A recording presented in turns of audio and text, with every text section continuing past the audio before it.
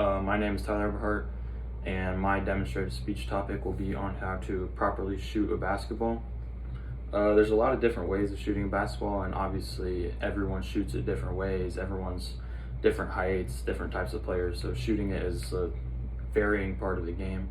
But for the purpose of this video, I'm just going to be talking about the basic, normal, typical jump shot, whatever you want to call it. So a little background information on me. I played basketball since I was about 5 years old. My dad loves watching me play, and I always played in upward leagues and everything. And I still play to this day. I'm a freshman here on the men's team at Charleston. So I've been playing basketball for almost 14 years now. So it's something that's always been a part of my life. And a part of my game, my dad always made a big emphasis on being able to shoot it the right way.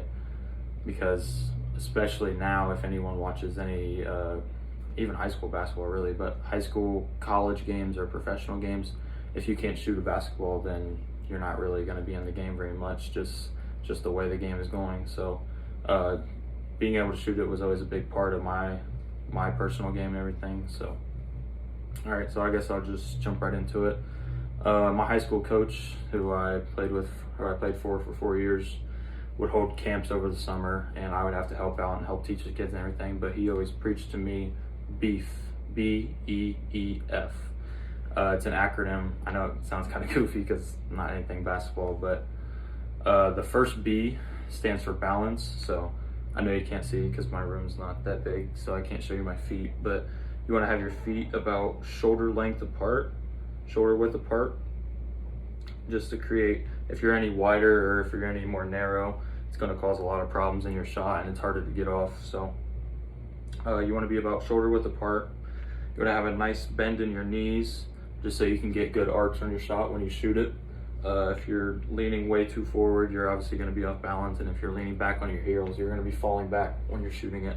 So you want to be shoulder width apart, and you want to have a nice bend in your knees. But really, if you watch NBA players, just because they're so far ahead, they're so good. Obviously, every pro is better than a college kid, but their bottom half doesn't really matter. They can be flying all over the place. They can be completely turned. Just if you watch from their top half up, everything up here is the same, which is really the most important stuff. So the next letter, which is E, stands for your eyes. Personally, I keep my eyes on the back of the rim, because if I'm looking at the back of the rim and I shoot it and I end up short, then it's still going to go in. It's going to be a swish probably. And if I'm looking at the back of the rim and I shoot it far, it's probably going to hit the back of the rim, maybe get a roll. I could hit the backboard and go in. So there's more opportunities. When I know a lot of coaches that teach their players to look at the front of the rim because that's where you're trying to hit. But sometimes if you're looking at the front of the rim and you end up short, there's a very slim chance that it's going to go in. So I look at the back of the rim, but everyone is different. So it's obviously a feel thing. It's whatever you're more comfortable with. So the third letter, which is E again, stands for your elbow. Your elbow is one of the most important things. You want to have it tucked underneath you like this. A lot of kids, especially younger kids, like elementary school kids, they flare their elbow out because they're not strong enough to shoot it normal. So when they flare their elbow out, it almost ends up pushing it, or even see kids throwing it because obviously they're not strong enough to get it there. So you want to have your elbow nice and tucked about a 90-degree angle, and that leads into the last letter, which is F, which is follow through.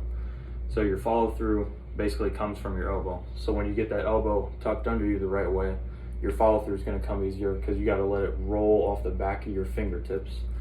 My ceiling's not very high, so I can't flick it very high, but when you shoot it, you should have that nice backspin. You see how the ball spins nicely? That's what it should look like.